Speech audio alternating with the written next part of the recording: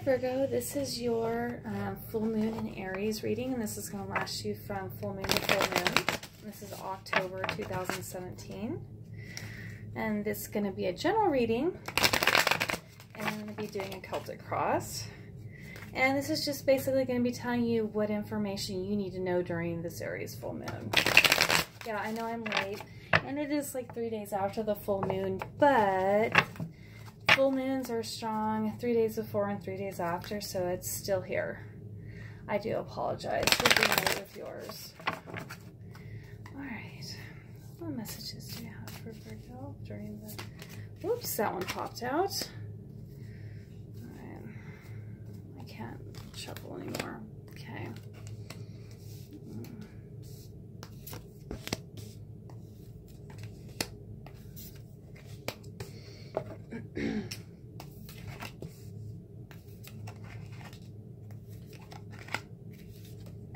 Okay.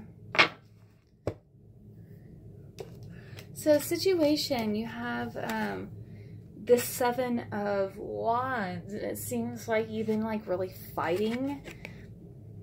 Not fighting, not physically, but maybe more, well, you know, it could be physically, but more like in your day-to-day life. Trying to keep your life together. I mean, you could be fighting with someone, but it seems like that it's the end of whatever struggle you've been going through. Because right here you have, this could be a challenge or not. I'm not seeing it as a challenge. I'm actually seeing it upright, and it seems like somebody wants to kind of come along and kind of help you. Like, be charitable and help you when you ask for help, and they see that you need it, and they don't have a problem helping you. Excuse me. Basis of the subconscious is you have the Wheel of Fortune upright. It looks like things are going to be turning in your favor.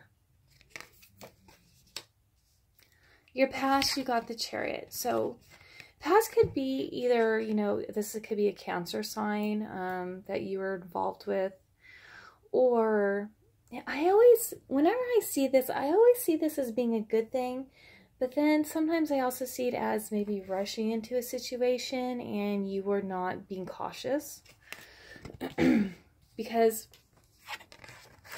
at some point you end up maybe running across someone like this. To me, this guy, he's like really narcissistic. Because really, if you look at it, it's like he kind of thinks he won this battle, but he really didn't to win it. Because, like, those guys are fine. They're like, I don't want to do this no more. Like, this is bullshit. And, like, so he's just standing there with this, like, false victory. So when I see this reverse, it's kind of like you're kind of getting... I'm sorry, excuse me. It's like you're kind of getting rid of this energy and away from this person. Or it's not affecting you like it used to.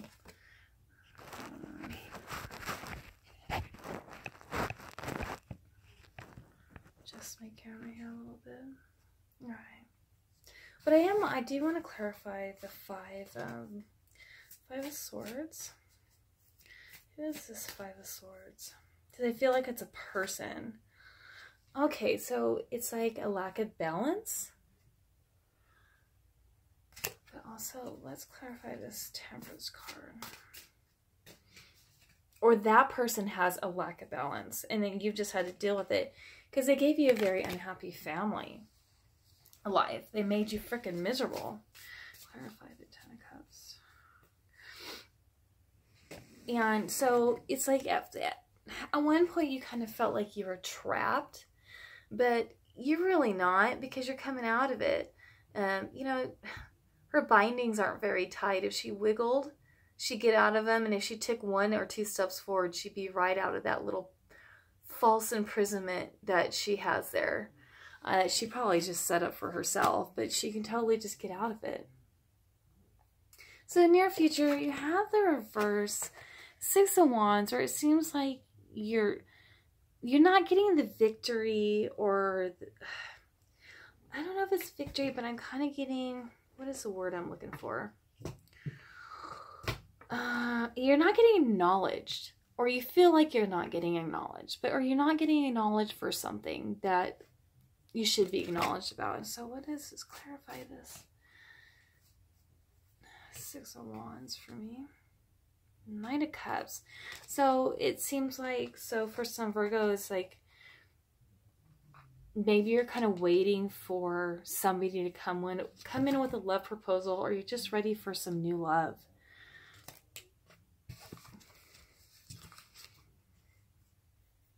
Okay, so your power is you got the Devil. So you're addicted to, you could be addicted to what it was how can I say this? Sometimes when we get into a relationship with someone, we have these ideals, we have these expectations that we want to have with a person when we're in a relationship. And then when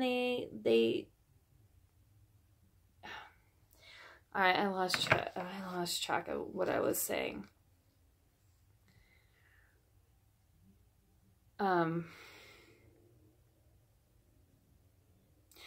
So we have these expectations of people, and we kind of get in this resistance to them, and we have these ideals, and we get these things in our heads, and this is the way we want it to be. But, you know, the thing is, we're not always going to have everything in the way that we want it. So we kind of self-impose kind of like ourselves in our own little prisons, and our thoughts can be kind of addictive. And, you know, even if you're not doing drugs, or if you're not doing drugs, if you're not drinking a lot, you can be addicted to anything, even negative thoughts. It could be anything. It's like you're kind of chaining yourself to this other person, and it doesn't mean you have to be stuck to them forever. Like, to me, what I'm seeing is a husband and wife here. By the way, I'm just being completely psychic right now. It's my psychic intuition. I see like a husband and wife here, and it seems like they feel like they have to be connected to each other forever. Like they're almost like the addiction to each other, like a codependent kind of relationship, when really they don't have to be. Those chains are not that tight.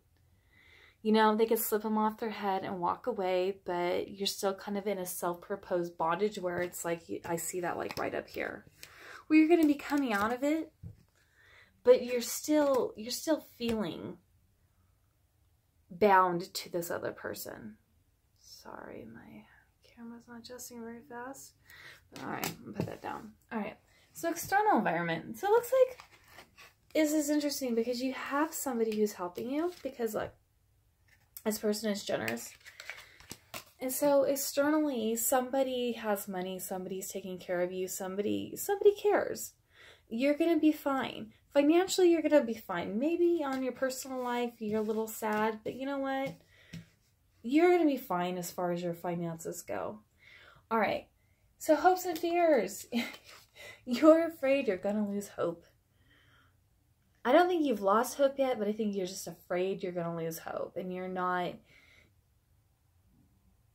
It's like you're kind of struggling with keeping your enthusiasm and your positive thinking.